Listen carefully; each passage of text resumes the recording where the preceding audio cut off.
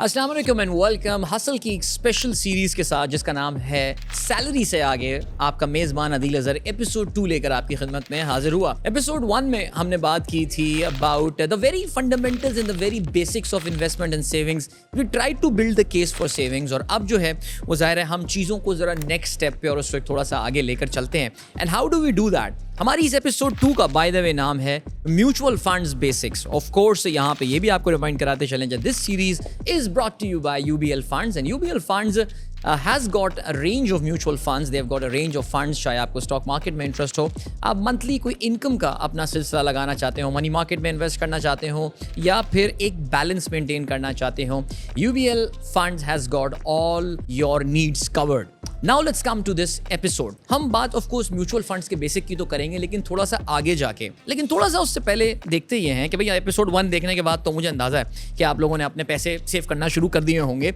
Save तो कर दिए होंगे, अब सवाल ये कि इन्वेस्टमेंट कहाँ करनी है। तो हमने कुछ बातें करते हुए स्टॉक मार्केट का जिक्र कर दिया था, फलाना चीज़ का, रियल एस्टेट का जिक्र कर दिया था। Now let's talk about some of the options that we have. देखिए, सबसे आसान काम तो ये होता है अगर आपके पास पैसे आए कि आप जो है वो बैंक में अपने पैसे रखवा दें। अच्छा, बैंक में भी है कि करंट अकाउंट में पैसे रखवाएंगे तो फिर तो आपको कोई रिटर्न नहीं मिलने वाला, लेकिन हम यहाँ बात कर रहे हैं सेविंग्स अकाउंट की, हम यहाँ बात कर रहे हैं टर्म अकाउंट की। अब इसके फायदे बहुत ज़्यादा होते हैं बैंक्स में। सबसे आसान, सबसे लिक्विड से मुराद जो होती है वो ये होती है कि किसी भी इन्वेस्टमेंट को कैश में कन्वर्ट करने में कितना टाइम लगता है। तो अगर आपके पास सेविंग्स अकाउंट है तो फिर तो आपने एक चेक लिखा और आपके पैसे जो हैं वो कैश में आपके पास आ गए। सिमिलरली आपके पास कोई TDR है जिसको आप टर्म डिपॉजिट कहते हैं, यानी एक वक्त के लिए जो आप पैसे अपने लॉक करवाते हैं एक मखसूस इंटरेस्ट रेट के ऊपर, उसको भी कुछ दिनों के अंदर एक मामूली सा पेनल्टी अमाउंट दे के आप अपने पैसे जो है विड्रॉ कर सकते हैं। So yes, there are certain pros in this investment, in this fund placement, पैसे रखवाने में बैंक में।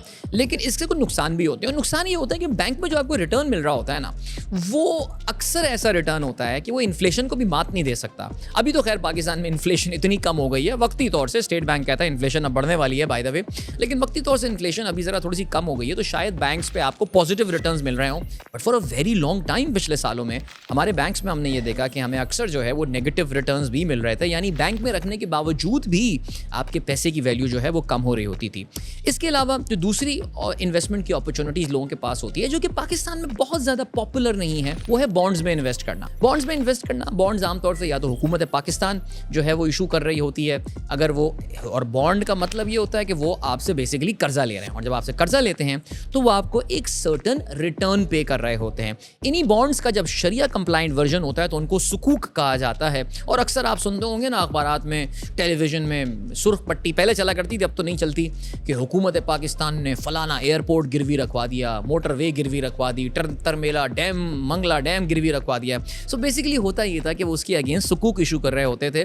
अब कहने को तो वो गिरवी रखवा देते हैं, लेकिन इतनी ड्रामेटिक ये चीज़ होती नहीं है जितना हमारे मीडिया पे जो है वो इसमें शोर मचाया जाता है। सो बॉन्ड्स में फ़ायदा आपको ये होता है कि बहुत रिलायबल होते हैं, रिस्क बहुत कम होता है। अगर स्पेशली वो रुपए में होते हैं तो फिर हुकूमत पाकिस्तान तो आपको ज़ाहिर रुपए छाप के भी वापस कर सकती है।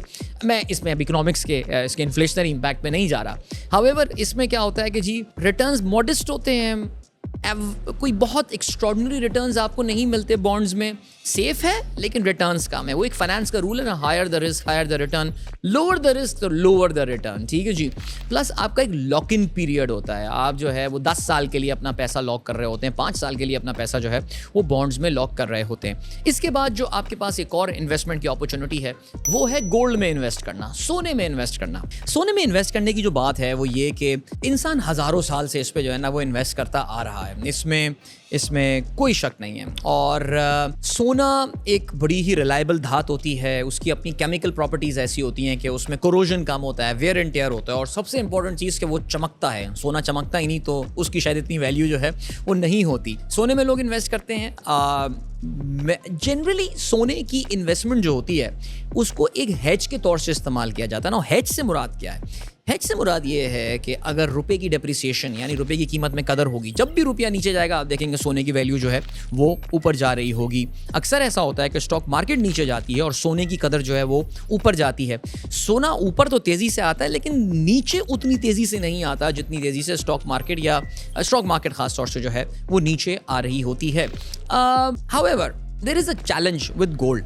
और गोल्ड के साथ जो एक इशू होता है वो ये होता है कि आपको कोई इनकम जनरेट करके नहीं देता। मसलन ये है कि अभी हम जब स्टॉक मार्केट की बात करेंगे उसमें आपको कंपनियां डिविडेंड्स वगैरह देती हैं, सोना अपनी सिर्फ एक फॉर्म में वहाँ पर रहता है और फिर उसका जो है सिलसिला ये होता है कि आप जो है बस दुआ करें कि जी सोने की वैल्यू बढ़ती रहे, तो फिर उसकी वैल्यू भी जो है वो बढ़ती रहेगी।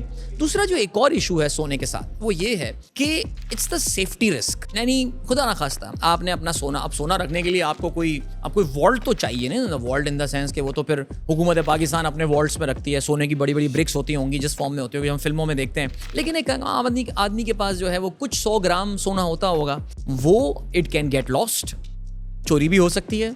एक चोरी हुई, खुदा ना खास्ता एक इंसिडेंट हुआ, एक एक्सीडेंट हुआ और वो पूरा गोल्ड आपके पास से जो है उड़ के चला गया, गायब हो गया। So it is very, I would say, risky in form of कि आपके पास उसकी सेफ्टी का जो है ना वो एक बड़ा फैक्टर है। फिर हम आते हैं हम पाकिस्तानियों की favourite investment, no it's not stock market, I am talking about the real state.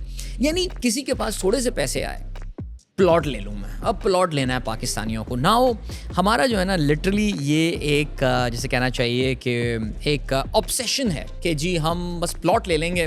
अब वो प्रॉपर्टी कैसी है, वो क्या है सिलसिला, जैसे कहते हैं कि उसके रिटर्न्स कैसे आते हैं, कितने ज़्यादा फ्रॉड्स होते हैं। मेरी तो अपनी फैमिली भुगत रही है बाय द वे, एक रियल स्टेट फ्रॉड में, उसकी डिटेल में नहीं जाऊँगा। उसके बाद से तो हुआ यही है, हमने तो कान पकड़ लिए, अब कुछ भी हो जाए रियल स्टेट में जो है ना वो हमें इन्वेस्ट नहीं करना। देखिए प्लॉट लेने का इशू ये होता है, it's a dead asset. Dead asset से मुराद ये है कि आपके पैसे वहाँ पे फंस चुके हैं, आपको गोल्ड की तरह अब आप बस दुआ ये करें कि मेरे प्लॉट की वैल्यू जो है बढ़ जाए। प्लॉट आपको कोई रिटर्न नहीं देता, उसकी जगह कोई बंदा अपार्टमेंट ले ले, कोई घर ले ले, तो उसका एक तो ये कि फिक्स्ड एसेट बन जाता है और उसमें उसको किराया वगैरह मिलने में जो है ना थोड़ा सा ज़रा भला हो जाता है। हाउएवर रियल स्टेट के साथ जो इशू है आप जानते हैं वो यही है कि इसमें barrier to entry is very high. आपको सस्ते से सस्ता प्लॉट लेने के लिए कोई 20-30 लाख रुपए तो चाहिए ही होंगे, और आप थोड़े से ज़रा बेहतर एरिया में आ जाएं तो फिर तो हम करोड़ों रुपए की जो है बात कर रहे हैं। सो वो जो लिक्विडिटी रिक्वायरमेंट है, जो कैश की रिक्वायरमेंट है, वो बहुत ज़्यादा है। तो इसलिए real estate yes a good asset to have, but इसके सिक्लिकल इशूज़ होते हैं और इसमें लिक्विडिटी एक बार आपकी फंस जाए ना, जैसे इस वक्त पाकिस्तान के कुछ बहुत बड़े बड़े प्रोजेक्ट्स हैं, उसमें जो भी बंदा अपना प्लॉट बेच के निकलेगा, उनमें काफ़ी सारे लोग स्पेशली जिन्होंने पिछले 2-3 साल में इन्वेस्ट किया है वो कुछ ना कुछ लॉस बुक करके ही निकल रहे होंगे। अब हम आ जाते हैं स्टॉक मार्केट की जानिब। ज़ाहिर है स्टॉक मार्केट आई थिंक एक कहना चाहिए कि जब हम इन्वेस्टमेंट्स का जिक्र करते हैं तो बहुत सारे लोग के लिए स्टॉक मार्केट ही शायद इन्वेस्टमेंट की सबसे पॉपुलर फॉर्म होती है। पाकिस्तान में हम पहले एपिसोड में भी बात कर चुके हैं कि हम ज़रा स्टॉक मार्केट से कतराते हैं पाकिस्तानीज़, और इसमें जो प्रॉब्लम होती है वो यही होती है कि डर बहुत है हमें। स्टॉक मार्केट्स के बारे में बहुत सारी मिथ्स हैं, लोग समझते हैं कि इसमें लोगों को लूटा जाता है, नुकसान हो जाता है, लोग ज़मीन पर आ जाते हैं, घर बार प्रॉपर्टी सब बिक जाती है स्टॉक मार्केट के चक्कर में। लेकिन नहीं, ऐसा होता होगा लेकिन ये तब होता है जब आप लालच करते हैं, ठीक है जी, जब आपके जहन में ग्रीड होती है, आप ऐसी कंपनियों के शेयर्स अपने उठा लेते हैं जिनकी ना कोई फाइनेंशियल वर्थ होती है, ना उनका कोई बिजनेस मॉडल होता है, कुछ नहीं होता। पाकिस्तान स्टॉक मार्केट में अभी भी कुछ अच्छी कंपनियां हैं जहां पे आप इन्वेस्ट कीजिए, और पिछले 20-30 साल में उन्होंने नाकाबिले यकीन हद तक आपको जो है वो कैपिटल गेन भी दिया है और डिविडेंड भी जो है वो आपको उससे मिला है। बास कंपनियां तो ऐसी हैं कि कुछ भी हो जाए हर क्वार्टर में आपको 2 रुपये डिविडेंड देंगी, लेकिन डिविडेंड जरूर देंगी बुरे हालात में, और अच्छे हालात हों तो 8-8, 10-10, 20-20, 15-15 रुपए तक जो है वो फी शेयर डिविडेंड, ये मैं फी शेयर डिविडेंड की बात कर रहा हूँ। हाउएवर स्टॉक मार्केट में जहाँ पे बहुत सारे पॉजिटिव्स हैं और हम एक पूरा एपिसोड स्टॉक मार्केट पे कर सकते हैं, वहाँ पे बहुत नेगेटिव मैं ये बोलूँ या कुछ चैलेंजेस जरूर आते हैं। You need an understanding of the company. आपको ऐसी आंखें बंद करके आप इन्वेस्ट नहीं कर सकते, आपको ज़रा कंपनी को समझना पड़ता है कि मैं जिस कंपनी में इन्वेस्ट करने वाला हूँ उसकी कोई वर्थ भी है, ये काम क्या करती है, वो कौन से फैक्टर्स हैं जो कि इसको इम्पैक्ट करने वाले हैं। अब डोनाल्ड ट्रंप साहब अगर टैरिफ लगा रहे हैं सो उस टैरिफ से क्या ये कंपनी मुतासर तो नहीं होने वाली, कहीं अमेरिका उसकी मेन मार्केट तो नहीं है, कहीं उस कंपनी की एक्सपोर्ट्स तो नहीं रुक जाएंगी, क्या कोई भारत की, बांग्लादेश की कंपनी इसको रिप्लेस तो नहीं कर देगी कि पाकिस्तान के टैरिफ्स भारत के मुकाबले में हायर साइड पर हैं। सो ये फैक्टर्स पे आपको जो है ज़रा नज़र रखनी पड़ती है। लेकिन फिर भी ये stock market I think is a very good place for long term investment, specially अगर आप एक लंबे अरसे के लिए जो है वो इन्वेस्टमेंट, आपका इन्वेस्टमेंट होराइजन जो है वो 15-20 साल 25 साल का है, तो फिर तो क्या बात है, फिर तो stock market nothing comes close to the stock market.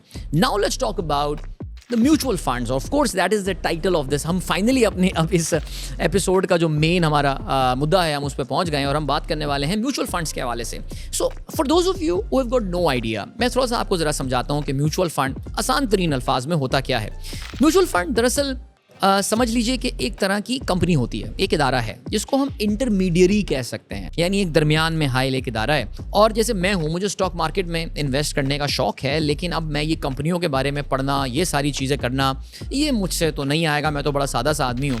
तो मैं क्या करूँगा कि मैं किसी म्यूचुअल फंड कंपनी के पास जाऊँगा, किसी इदारे के पास जाऊँगा जो कि म्यूचुअल फंड इशू करता है। वो क्या करेंगे कि मेरा पैसा लेंगे मुझसे और उसके अगेंस्ट मुझे यूनिट्स इशू करेंगे, यानी वो मुझे एक तरह की समझ ले रसीद दे देंगे कि हम आपके बिहाफ पे स्टॉक मार्केट में इन्वेस्टमेंट करेंगे। अच्छा, अब स्टॉक मार्केट में इन्वेस्टमेंट ये म्यूचुअल फंड इदारा जो है वो अपनी मर्जी से करेगा कि मैं इस कंपनी में इन्वेस्ट करूंगा, इस कंपनी में इन्वेस्ट करूंगा, इसमें नहीं इन्वेस्ट करूंगा। वो आपसे इस बारे में पूछेगा नहीं। वो आपको तमाम अपनी हद्दुल इम्कान कोशिश करेंगे कि आपके इस इन्वेस्टमेंट्स का, आपके इन फंड्स का जो है वो आपको बेस्ट रिटर्न दें। जैसे कि नाम से लग रहा है ना म्यूचुअल, यानी बहुत सारे लोग एक साथ मिल के जो है वो इसमें इनको पैसा दे रहे होंगे और म्यूचुअल फंड इस पैसे को जो है वो इन्वेस्ट कर रहा होगा स्टॉक मार्केट में।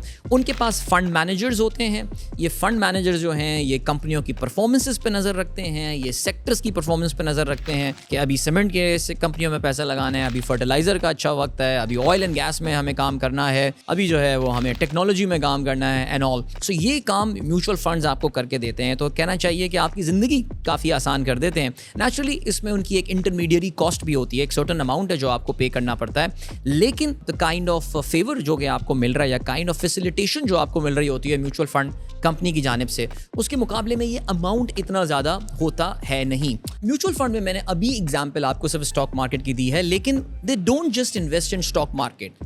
म्यूचुअल फंड के पास अगर आप जाएंगे, इनफैक्ट इस वक्त अगर किसी भी म्यूचुअल फंड कंपनी को आप उठा लें तो ज़्यादातर लोगों ने अपने पैसे म्यूचुअल फंड कंपनी के थ्रू स्टॉक मार्केट में लगवाने के बजाय उनकी ज़्यादातर इन्वेस्टमेंट जो है वो मनी मार्केट में हुई हुई होती है। बहुत सारे लोग कहते हैं, बिकॉज देखिए म्यूचुअल फंड एक रिलेटिवली अगर हम स्टॉक मार्केट में लगाएं, इनको आमतौर से स्टॉक मार्केट फंड कहा जाता है या इनको इक्विटी फंड कहा जाता है। ये थोड़े से रिस्की होते हैं, तो लोग बाय नेचर ज़रा रिस्क अवर्स होते हैं, ज़रा रिस्क हम पहले ही बात कर चुके हैं। वैसे सड़क पे चलना और बाकी सारी चीज़ों पे तो पाकिस्तानी बहुत रिस्क लेते हैं, लेकिन पैसे लगाने के मामले में हम ज़रा रिस्क लेने के ज़्यादा जो है ना वो बहुत ज़्यादा आदी होते हैं नहीं। ज़्यादातर लोग जो हैं वो म्यूचुअल फंड के पास मनी मार्केट फंड्स में पैसा अपना रखवा रहे होते हैं कि भैया हमें कोई मंथली इनकम जो है वो आ जाया करे। कुछ हमारी इनकम फंड्स होते हैं, उसमें क्या होता है कि जो म्यूचुअल फंड कंपनी है वो उसमें स्टॉक मार्केट में जनरली पैसा नहीं लगाती। वो पैसा फिर लगाती है बॉन्ड्स में, वो पैसा लगाती है सुकूक में, अगर वो शरिया कंप्लाइंट फंड हो, वो बैंक डिपॉजिट्स में अच्छे रेट्स लेकर आपको देती है।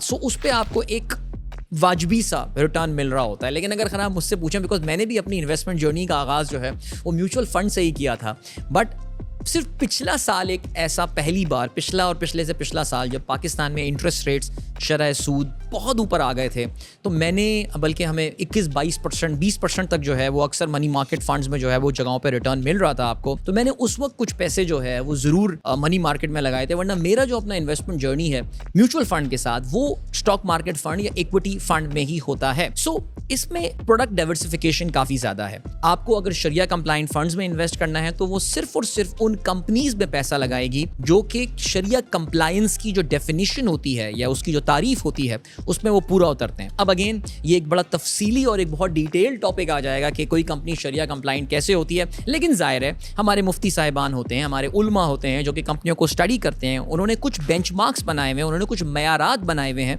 कि एक कंपनी अगर इस पे पूरा उतरेगी तो फिर उसको जो है वो कितना, उसको क्या वो शरिया कंप्लाइंट कंसिडर होगी या शरिया कंप्लाइंट कंसिडर नहीं होगी। सो मैं अभी इत्तेफाक से, बिकॉज सिंस यूबीएल फंड्स हमारे इस प्रोग्राम के इस सीरीज के जो है वो स्पॉन्सर्स हैं, I was just going through the returns जो यूबीएल के कुछ फंड्स ने अभी रीसेंट टाइम्स में दिए हैं, और इनका जो एक कहना चाहिए कि जो फ्लैगशिप फंड है जिसका नाम है यूबीएल स्टॉक एडवांटेज फंड। नाउ ये कन्वेंशनल फंड है, यानी ये ऐसी कंपनीज में भी पैसा लगा रहे हैं कि जो कि शरिया कंप्लाइंट नहीं है, जिसमें ऑफ कोर्स बैंकिंग सेक्टर आता है, इंश्योरेंस सेक्टर आता है, जो कि आपको पता है कि हमारे यहाँ जरा बैंकिंग सेक्टर में भी of course there are Islamic banks naturally, but most of the banks अभी फिलहाल पाकिस्तान में जो है वो ज़ाहिर है वो अभी शरिया कंप्लाइंस की तरफ जा रहे हैं, जाएं, लेकिन अभी तक वो हो ही नहीं है। The return that this fund पिछले एक साल में जो इन्होंने दिया है, यानी पिछले साल 2024 अप्रैल से लेके अभी जब हम रिकॉर्ड करा रहे हैं, हम अप्रैल में ये एपिसोड रिकॉर्ड करा रहे हैं, हम मार्च तक का मैं रिटर्न बता रहा हूँ, इट्स 85.01%, यानी 85%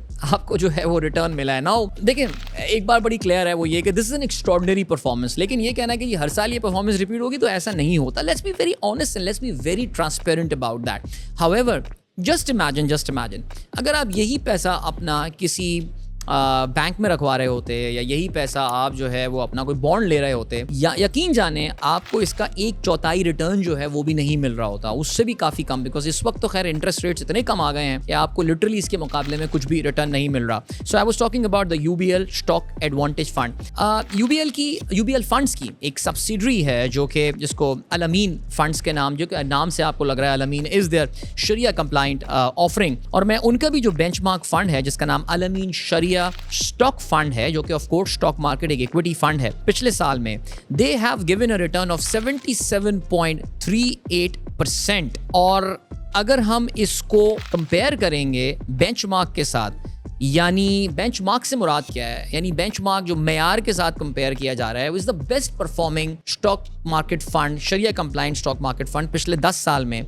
सो that is 62.96%। That means that UBL fund का जो अल अमीन शरिया स्टॉक फंड है, it is beating the best performing जो बेंचमार्क है मार्केट का, उसको भी तकरीबन कोई 15% से जो है, तकरीबन 13% से 14% से जो है वो इन्होंने इसको बीट किया है। इसके अलावा अब मैं आपको सिर्फ देखिए, अंदाज़ा सिर्फ ये होगा कि जो म्यूचुअल फंड है पाकिस्तान में, ये काफ़ी अब एक सोफिस्टिकेटेड इंडस्ट्री बन गई है। आपके पास बहुत सारी ऑप्शंस और बहुत सारी वेराइटीज़ अवेलेबल हैं, जैसे कि मैंने स्टॉक एडवांटेज फंड की बात की। Now let's talk about certain sector funds as well. यानी देखिए, अब स्टॉक मार्केट में फ़र्ज़ करें कि फाइनेंशियल सेक्टर है, अब फाइनेंशियल सेक्टर में बैंक्स आते हैं, इंश्योरेंस कंपनीज आती हैं। सो हम पूरी स्टॉक मार्केट में कंपनियों पे इन्वेस्ट नहीं करें, बल्कि हम सिर्फ बैंकिंग स्टॉक्स में इन्वेस्ट करते हैं। म्यूचुअल फंड इन्वेस्ट करेगा, अल अमीन आपके बिहाफ पे या यूबीएल फंड आपके बिहाफ पे इन्वेस्ट कर रहा होगा, वो सिर्फ और सिर्फ फाइनेंशियल सेक्टर पे करेगा। उसमें the return that they have got is 70.15%।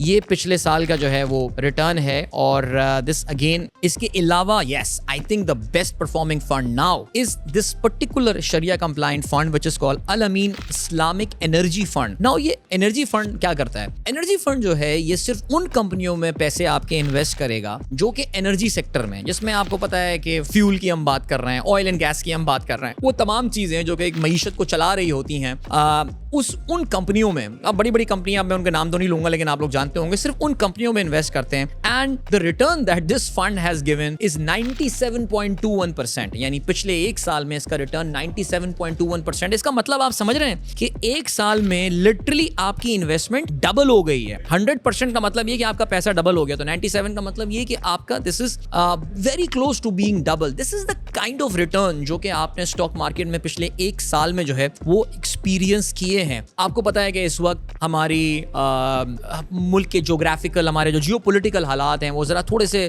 इस वक्त चल रहे हैं, परेशान कुन चल रहे हैं, ये सारी चीज़ें अपनी जगह हैं, लेकिन उसके बावजूद our stock market is showing resilience. There are no crashes in the stock market. अभी बीच में जब हमने ये देखा कि डोनाल्ड ट्रंप साहब ने टैरिफ लगा दिए, तो दुनिया भर की मार्केट्स क्रैश कर गई थी, हमारी भी मार्केट क्रैश हुई थी, लेकिन the rebound has been spectacular as well. So the stock market is showing a lot of resilience. वो जो एक ख्याल किया जाता था कि जी स्टॉक मार्केट बड़ी रिस्की होती है और तबाही मुकद्दर है और ये सारी बातें, ये मेरे ख्याल से I think we need to grow out of those as well. So I think in the face of UBL funds की इन 4 प्रोडक्ट्स के बारे में मैंने आपको बताया, आपके पास कुछ इस तरह की अपॉर्चुनिटीज़ अवेलेबल हैं जहां पे आपका पैसा is being invested, is being managed by some very professional people who are managing your funds। और इस तरह mutual fund, this is how it works.